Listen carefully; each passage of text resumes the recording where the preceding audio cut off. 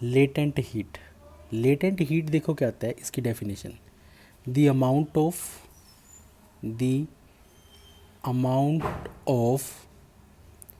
Heat is required to change the state of matter,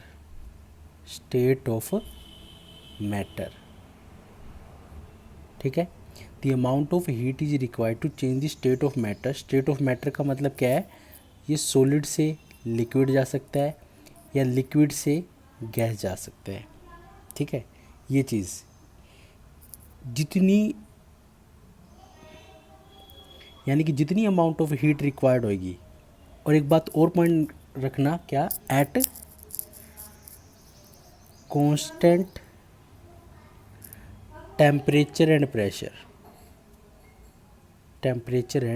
pressure, या फिर आप एक बात और बोल सकते हो, एट विदाउट राइजिंग इस टेम्परेचर, यानी कि बिना उसकी टेम्परेचर को राइज करे हम इसको डिफाइन करते हैं। लेटेंट हीट को हम दो पार्ट में क्लासीफाई करते हैं। एक है आपका latent heat of fusion, right. दूसरा है आपका latent heat of vaporisation.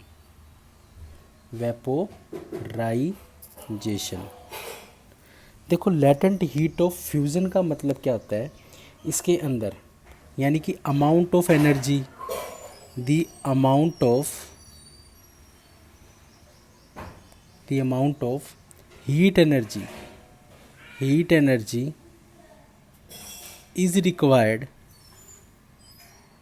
is required to change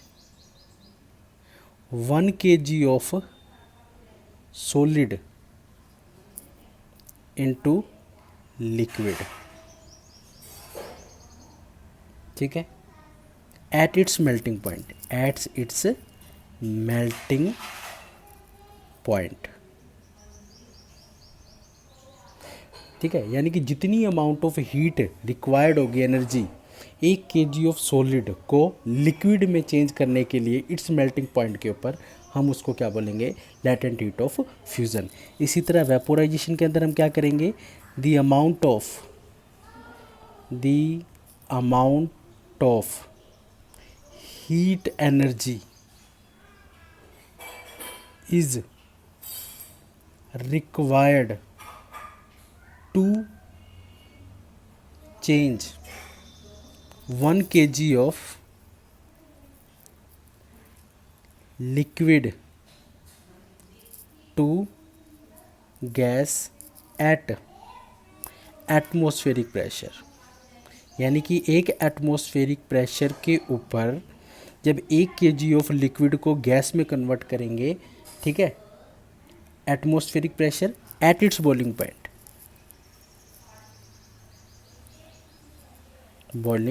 point, ठीक है, that is called latent heat of vaporisation.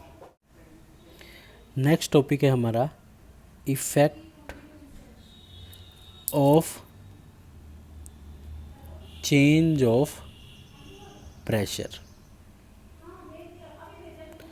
Effect of change of pressure के अंदर हम क्या पढ़ते हैं, हम सबको पता है कि जो गैस होता है, ठीक है, लिक्विड होता है और जो सॉलिड होता है, सबसे ज़्यादा सॉलिड के अंदर फोर्स ऑफ अट्रैक्शन होता है, लिक्विड में बहुत ही कम होता है, और गैसेस में फोर्स ऑफ अट्रैक्शन क्या होता है, सबसे कम होता है। तो जिसके अंदर, ठीक है, ये क्या है हमारा increasing order according to force of attraction, ठीक है, इसके अकॉर्डिंग। अब जिसके अंदर जितनी ज़्यादा फोर्स ऑफ अट्रैक्शन होगी, ठीक है, उसके ऊपर प्रेशर अप्लाई करो तो कुछ ज़्यादा इम्पैक्ट नहीं पड़ेगा, लिक्विड के ऊपर बहुत ही कम फ़र्क पड़ता है, गैसेस में सबसे ज़्यादा। यानी कि सबसे ज़्यादा प्रेशर किसके ऊपर अप्लाई कर सकते हो आप, गैसेस के ऊपर, ठीक है। तो सबसे ज़्यादा इफेक्ट भी किसके ऊपर आता है, गैसेस पे। तो एक बात है सीधा, on applying the pressure applying the pressure, gases, ठीक है, gases can convert into liquid. इसको हम लिक्विफाई गैस भी बोलते हैं. लिक्विफाई यानी कि जब हम बहुत ज़्यादा प्रेशर अप्लाई कर देते हैं तो गैस कैन बी लिक्विफाई. ठीक है, ये चीज़. और लिक्विड के ऊपर बहुत ज़्यादा प्रेशर अप्लाई करोगे तो सॉलिड बन जाएगा. बहुत ही लिटिल बिट इम्पैक्ट पड़ता है, सॉलिड नहीं. ठीक है, सॉलिड नहीं बनता जिस तरह गैस बन पाती है. इसके लिए हम एक एग्जांपल करते हैं. ये आपको फर्स्ट सिलेंडर दे रखा है, इसके ऊपर एक हमने क्या लगा रखी है, पिस्टन लगा रखी है. ठीक है, और इसके अंदर क्या है, हमारे गैसेस के मॉलिक्यूल. जैसे हम पिस्टन को हाई प्रेशर से थोड़ा सा नीचे दबाते हैं तो देखो क्या आता है, गैसेस के मॉलिक्यूल क्लोज़र आने लग जाते हैं. और जैसे ही गैसेस के मॉलिक्यूल क्लोज़र आने लग जाते हैं तो उसकी वजह से क्या होता है, थोड़ा और ज़्यादा प्रेशर अप्लाई करो थर्ड में तो उसकी वजह से क्या होता है, गैस कैन बी लिक्विफाइड, यानी कि उसकी क्या होगी, स्टेट चेंज होगी मैटर की. ठीक है, तो सिर्फ और सिर्फ किसके केस में, गैसेस के केस में, on applying the high pressure it can be liquefy. एक एग्जांपल और लेते हैं. देखो, सॉलिड कार्बन डाइऑक्साइड होता है. ठीक है, solid carbon dioxide. Solid carbon dioxide को हम क्या बोलते हैं, ड्राई आइस बोलते हैं. ठीक है, अगर हम इसको हाई प्रेशर के अंदर स्टोर करके रखते हैं तो जो हमारा सॉलिड CO2 होता है ना, वो डायरेक्टली गैसेस में चेंज हो जाता है.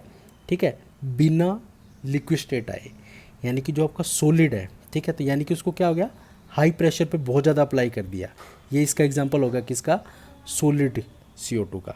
उसके ऊपर अगर आप बहुत ज़्यादा हाई प्रेशर अप्लाई करोगे तो गैसेस में आता है, लिक्विड की कोई स्टेट नहीं आती.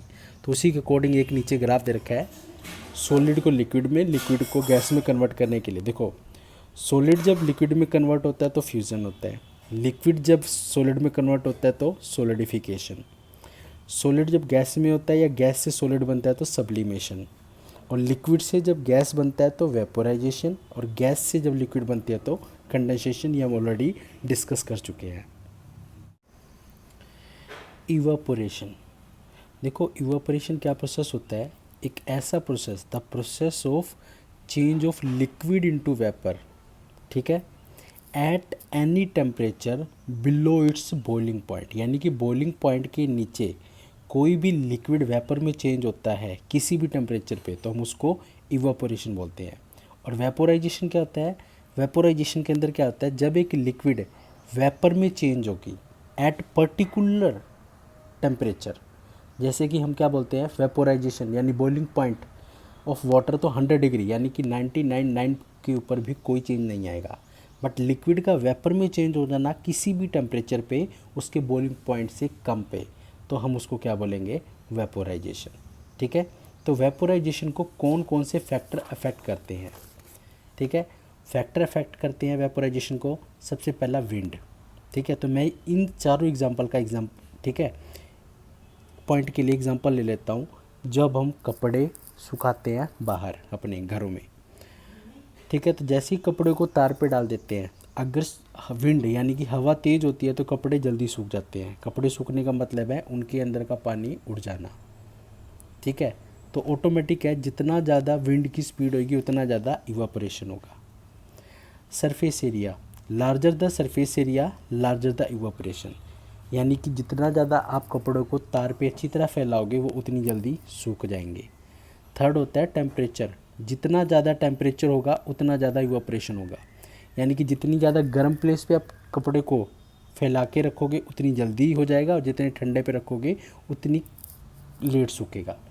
ह्यूमिडिटी का मतलब होता है मॉइस्चर, यानी अगर कपड़े सुखाते हुए मौसम ख़राब हो जाए, ह्यूमिडिटी मॉइस्चर हो जाए, ठीक है, तो उधर क्या आएगा, इवापोरेशन कम होगा, कपड़े लेट सूखेंगे. How does the evaporation cause cooling. देखो, इवापोरेशन जब भी होता है तो कोई भी लिक्विड चीज़, ठीक है, हम क्या बोल रहे थे, वेपर में कन्वर्ट होती है. ठीक है, उसकी स्टेट चेंज होती है किसी भी टेम्परेचर के ऊपर. ठीक है, उसके बॉइलिंग पॉइंट से कम. तो उस केस के अंदर क्या होता है, वो अपनी एनर्जी को क्या करता है, लॉस कर देता है. और ठीक है, जब वो एनर्जी को लॉस कर देता है तभी ये चीज़ होती है. तो वो जो पार्टिकल्स होते हैं, ठीक है, किसके, पार्टिकल्स ऑफ लिक्विड, वो एनर्जी को सराउंडिंग से एब्जॉर्ब कर लेते हैं. ठीक है, ताकि वो अपनी एनर्जी जो लॉस कर रखी है उसको दोबारा रीगेन कर सकें ड्यूरिंग दी इवापोरेशन. ठीक है, और उसकी वजह से क्या होता है, हमारा कूलिंग फैक्टर का कोज होता है, यानी कि कूलिंग फैक्टर वहीं से निकलता है। समझ रहे हो? यानी कि इवापोरेशन के समय जो एनर्जी का लॉस होता है उसको रीगेन करने के लिए वो लिक्विड के पार्टिकल एनर्जी को सराउंडिंग से एब्जॉर्ब करते हैं, और जो इम्पैक्ट डालते हैं वो क्या होता है, हमारा कूलिंग का इम्पैक्ट। ठीक है, तो उसके अलग अलग एग्जांपल। अब वो एसीटोन होता है जिसको हम क्या बोलते हैं, पॉलिश रिमूवर। जब हम उसको अपने पाम के ऊपर रखते हैं, ठीक है, तो उसके पार्टिकल क्या करते हैं, पाम से एनर्जी को रीगेन करते हैं। ठीक है, और उसकी वजह से क्या होता है, हमें वो ठंडा महसूस होता है। दूसरी बात क्या है, हॉट सनी डेज, गर्मियों के दिनों में, ठीक है, जो हम क्या करते हैं, open larger surface area provide कर देते हैं। मान लो हम क्या यूज़ करते हैं, पॉट, अर्थन पॉट यूज़ करते हैं। ठीक है, घड़े के मटके के अंदर पानी ज़्यादा ठंडा होता है, क्यों? क्योंकि उसके अंदर जो पोर्स होते हैं वहाँ से वाटर क्या होता है, निकल रहा होता है। और गर्मियों के दिनों में, समर डेज़ के अंदर, वही वाटर क्या होगा, धीरे धीरे उन पोर्स से जो निकल रहा होता है वो इवापोरेट होने लग जाता है। क्यों? क्योंकि वो सराउंडिंग से एनर्जी को एब्जॉर्ब कर रहा होता है, जिसकी वजह से अर्थन पॉट भी क्या होते हैं, ठंडी कूलिंग दे रहे होते हैं। सबसे इंपॉर्टेंट क्वेश्चन बन जाता है, why should we wear cotton cloth in summer days. ठीक है, देखो समर डेज़ के अंदर हम पेरिस्पिरेशन करते हैं। पेरिस्पिरेशन का मतलब होता है हमारी बॉडी में से पसीना निकल रहा होता है। ठीक है, जो हमारी बॉडी को क्या करता है, कूलिंग प्रोवाइड करता है। क्यों? उसका आंसर भी क्या है, इवापोरेशन की वजह से। क्योंकि जितना ज़्यादा सरफेस एरिया हमारी बॉडी पे पसीना फैलता है वो उतनी से क्या करेगा, ठीक है, लिक्विड एनर्जी को सराउंडिंग से एब्जॉर्ब करेंगे, और एब्जॉर्ब करने की वजह से, ठीक है, किसके अंदर, वेपर में चेंज होने की कोशिश होगी। उस केस के अंदर क्या होता है, जितनी एनर्जी निकली थी वो क्या होगी, हमारी इक्वल होती है लेटेंट हीट ऑफ वेपोराइजेशन के अंदर, यानी कि लिक्विड से वेपर में कन्वर्ट होने के बराबर हो जाती है। तो उसके केस में हमारी बॉडी क्या करती है, कूल फील करवाती है। एक बात और जो हमारा कॉटन होता है वो गुड एब्जॉर्बर ऑफ वाटर होता है। वो क्या करता है, वाटर को एब्जॉर्ब करके रखता है, और वही वाटर क्या करेगा, सराउंडिंग से एनर्जी को एब्जॉर्ब कर लेगा, जिसकी वजह से हमारी बॉडी क्या करेगी, कूलिंग, ठीक है, कूलिंग देती है जब हमें पसीना निकल रहा होता है। अब देखो, why do you see the water droplets on outer surface of a glass containing the ice cold. यानी कि जब आप अपने गिलास के अंदर आइस की पीसीज रखते हो तो थोड़ी देर बाद आप देखते हो कि जो आउटर सरफेस है उसके ऊपर वाटर ड्रॉपलेट्स आ जाते हैं। क्यों? क्योंकि तुम देखते हो जैसे ही आइस के पीस गिलास में डालते हो तो क्या होता है, हीट की फॉर्म में एनर्जी निकल रही होती है। वो एनर्जी सराउंडिंग से क्या करेगा, एनर्जी को एब्जॉर्ब कर लेता है, जिसकी वजह से उसके ऊपर क्या होते हैं, वाटर ड्रॉपलेट्स हमें नज़र आ रहे हैं गिलास में। एक क्वेश्चन आता है मोस्ट इंपॉर्टेंट, बॉइलिंग पॉइंट और इवापोरेशन में डिफरेंस क्या होता है। देखो, जो बॉइलिंग पॉइंट होता है वो हमारा एक बल्क फिनोमिना है, जो सरफेस के अंदर, यानी कि अंदर, पानी के अंदर, कोई भी मीडियम के अंदर, ठीक है, बल्क का मतलब होता है अंदर, यानी liquid change into vapour. But जो इवापोरेशन होता है, पानी, जिसे पानी के सरफेस से उड़ना, it is the surface phenomena, जो ऊपर ऊपर होता है। The particle from the surface, ठीक है, वो क्या करेंगे, फोर्स ऑफ अट्रैक्शन को ओवरकम करेंगे, जिसकी वजह से उनकी स्टेट चेंज होती है। और बॉइलिंग पॉइंट के अंदर क्या होता है, अंदर से एनर्जी एब्जॉर्ब होती है और वो क्या करेगा, लिक्विड को वेपर में कन्वर्ट करेगा। और इसके ऊपर क्या है, सिर्फ सरफेस पे, यानी समुद्र के ऊपर जब सनलाइट गिरती है तो उसका ऊपर वाले सरफेस से पानी उड़ना शुरू होता है, अंदर से नहीं। ठीक है, बट जब बॉईल करते हैं तो अंदर से पानी क्या आता है, चेंज, मतलब लिक्विड चेंज होता है वेपर स्टेट के अंदर।